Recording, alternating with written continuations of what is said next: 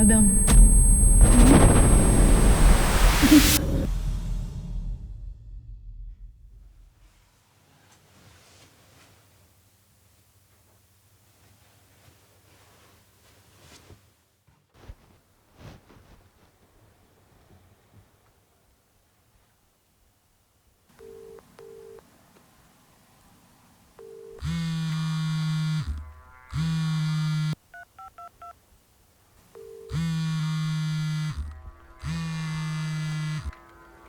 يوسف يا أخوه. ماما سمعتني؟ سمعاك يا روح قلب ماما، يا روح أنت. ليش صاحي من هالجيت يما؟ نمت فيكي. حلم حلو؟ شو صفت؟ يعني هو حلو عشان شفتك فيه، بس مو حلو عشان ما قدرتش أوصلك. بس هيك يما الحمد لله وصلتني وعم نحكي مع بعض. بس الحكي على الجوال يعني ما له حس، ما بتحس زي الحقيقة. يعني جرالي أعبطك يعني. وأنا كمان يما عايزة أحضنك، عايزة أشوفك يما وأشم ريحتك حبيب قلبي، وإن شاء الله حيصير يما، حيصير. أنا دعيت لله، دعيت لربنا ورد. هينا بنحكي، بس راح أضلني أدعي عشان نشوف بعض يعني. وأنا يما كمان مش رح أبطل دعاء لوقت ما تصير بحضني يما. آدم خالك قال لي إنكو عند ناس مناح. صاحبية البيت عملت لنا الكنافة اللي انتي دائما كنتي تعملين اياها، وخالو يوسف دخل.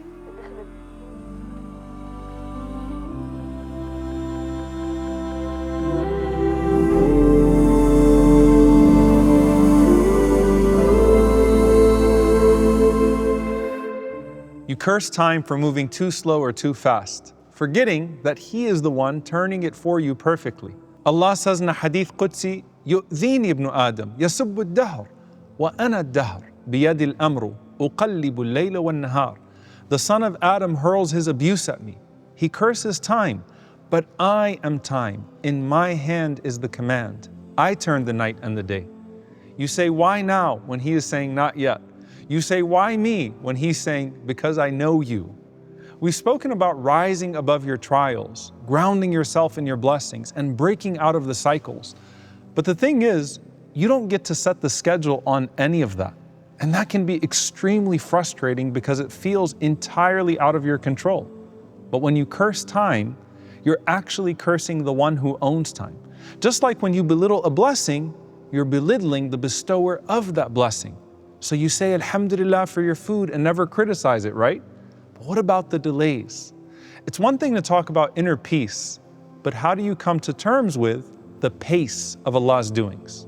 When will the door open? When will the relief come?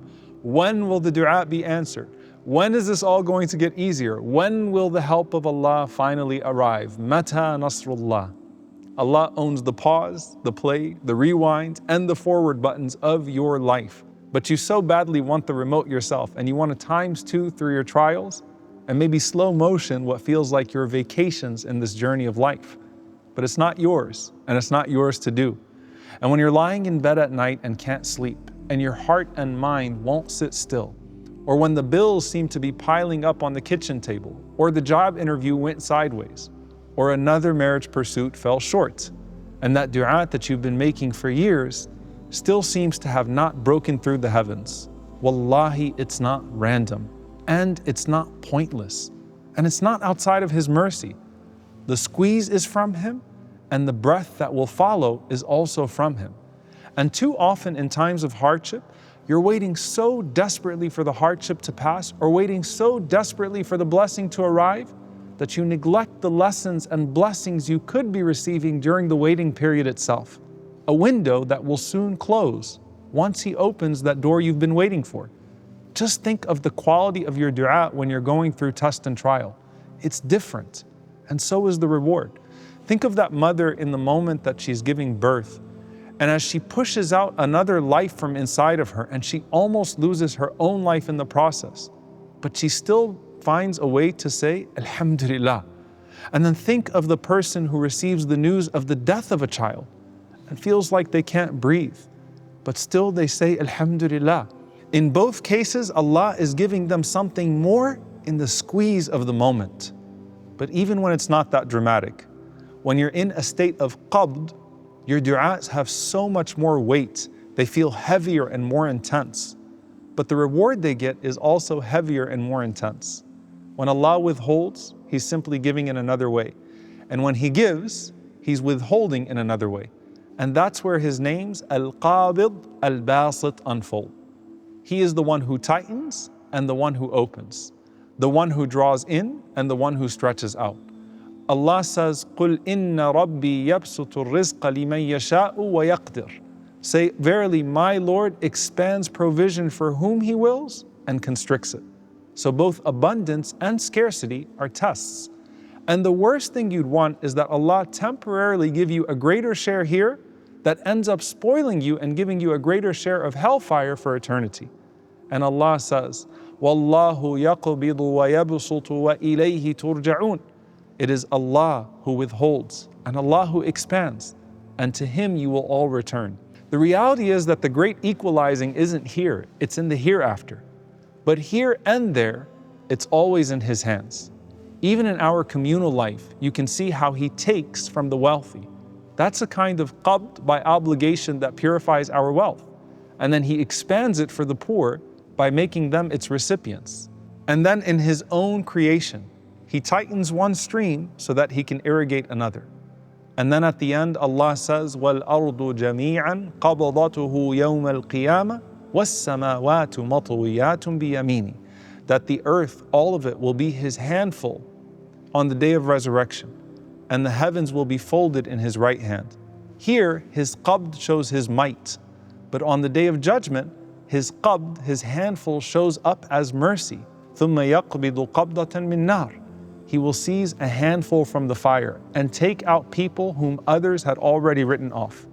And every night there's qabd and bast with the souls. Every night your sleep is a little death. Your soul is taken and then returned to you. You woke up today because He chose to give you back your soul. That wasn't luck. That was called bast. Both of these are divine mercy, and both of these are divine management. The tightening is not punishment, it's actually protection. And the opening is not an invitation to indulgence. It's actually a test. And both come from the same hand. And that's why many of the scholars say that these names should only be mentioned together, because one without the other could suggest Allah restricting without wisdom or giving without guidance. When He holds, He's not being stingy. He's teaching you to look inward and upward again. And when He expands, He's not necessarily rewarding. He's placing something in your hand that you can't let occupy your heart. Just like when you breathe, you can't live only inhaling, nor can you live only exhaling. Qabd and bast are the inhale and exhale of your soul. The sabr that you practice during constriction becomes oxygen for the shukr that you practice during expansion. So when a person says, Alhamdulillah, I remember this trial, so now I can appreciate this blessing properly. And Allah doesn't squeeze the believer except to reward him and replenish him as a result. Think of Jibreel alayhi salam when he squeezed the Prophet sallallahu alayhi wasallam so hard that the Prophet sallallahu alayhi wasallam said, I thought I wasn't going to be able to breathe. I thought I was going to die. But what he was doing was actually preparing him for إِنَّا سَنُلْقِي عَلَيْكَ قَوْلًا ثَقِيلًا. We are going to bestow upon you a heavy word. But Allah then says, أَلَمْ نَشْرَحْ لَكَ صَدْرَكَ. Did we not expand for you your chest? Allah expanded His chest for the mighty gift of the Quran. And through that, the Prophet's burdens were removed and his name was elevated. Likewise, Mecca became unbearable to live in, but then Medina became the city of the Prophet ﷺ, until Allah gave him back Mecca in its entirety with an ummah multiplied many times over. Allah squeezes, then He spreads, and it's never outside of His mercy or wisdom. And this isn't just personal, it's collective too. When you look at his shara'i', his legislations, Allah tightened the path of Bani Israel out of justice, making things stricter on them due to their transgressions and holding them to their covenant. And then He widened the path of Muhammad sallallahu alaihi wasallam out of grace, so that no generation of Muslims could ever say that our religion is impossible to live. But even within this ummah, sometimes He tightens out of justice, and sometimes He widens out of grace. He restricts one door to protect a people from arrogance, and then He opens another to test their gratitude. Because just as qabd and bast shape the heart, they also shape our history. Sometimes we forget who we're supposed to be in our moments of glory, and then we only wake up in our Gaza moments. And as those people show us what it's like to be in a qabd, in a seizing that we can't even imagine, we are also being tested with a bast, with a stretch that we take for granted. And when time feels stuck, remember that He's also named Al-Muqaddim wal-Mu'akhir, the one who brings forward and the one who delays. Because sometimes you're not being held back, you're being set up for something greater. Sometimes your delay is your protection. Sometimes your slowness is your refinement.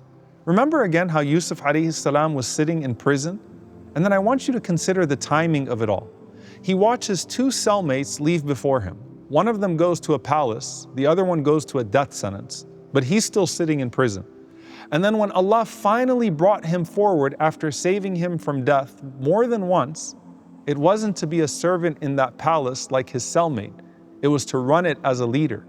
And that wouldn't have happened without Allah's timing it so perfectly that his fellow prisoner got out first and then mentioned Yusuf to the king, so that Allah subhanahu wa ta'ala would bring him to the throne. So just like with Yusuf, what's delayed for you is not always denied. Sometimes your fate is being upgraded behind the scenes in a way you could have never imagined. So sometimes Allah limits you so that you could learn patience. Sometimes He expands you so that you could learn gratitude. Sometimes He brings you forward to honor your readiness. Sometimes He delays you to protect your soul that's not ready. Don't rush His decree. Trust His pacing. He owns the remote control, and that's His mercy, because you would have just fast forwarded through the very scene that He wrote to prepare you for the ending you begged Him for. And when the delay hurts, remember the dua that Umar ibn Abdul Aziz rahimahullah used to repeat frequently. Allahumma raddini bi qada'ik wa barik li fi qadarik hatta la uhibba ta'jila shay'in akhartahu wa la ta'khira shay'in ajjaltahu. O Allah, make me content with your decree and bless me in what you have destined for me, until I no longer wish to hasten what you have delayed, nor delay what you have hastened. Because once you trust Al-Qaabid in the squeeze and Al-Baasit in the stretch, then you're content with Al-Muqaddim when He brings forward and Al-Mu'akhir when He slows you down. And time stops feeling like an enemy and starts feeling like a teacher and an opportunity. And maybe that's the real secret of peace. Not when things finally happen, but when you finally stop wishing they would. And let's return to the heart, because some people lose their way, not in the maze of what, but in the maze of when. You want marriage now, healing now, children now, a door to open now. And Allah's pace is just different. And there's a particular sweetness that the heart cannot taste until it stops trying to fast forward life and stops wishing to rewind and starts loving His timing. When you finally say with your heart, Ya Muqaddim, qaddimni indak, bring me forward with you.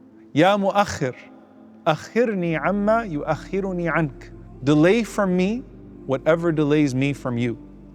You'll find that your anxiety has less to do with the calendar and more to do with trust. And one thing that's consistent is Allah is always extending His hand to you in repentance. The Prophet ﷺ said, Inna Allah yabsutu yadahu bil-layli liyatuba musi'u nahar wa yabsutu yadahu bin-nahari liyatuba musi'u al-layl. Allah stretches out His hand at night so that the sinner of the day may repent, and He stretches out His hand by day so that the sinner of the night might repent. And the Prophet ﷺ also taught us that as we ask Al-Muqaddim to put forward and Al-Mu'akhir to hold back, we must seek forgiveness for what we have put forward and what we have delayed. فاغفر لنا ما قدمنا وما أخرنا. Forgive us for what we put forth and what we held back. That way you focus on questioning yourself instead of Him, and on finding peace in what He gives and withholds, while taking responsibility for what you give and what you hold back.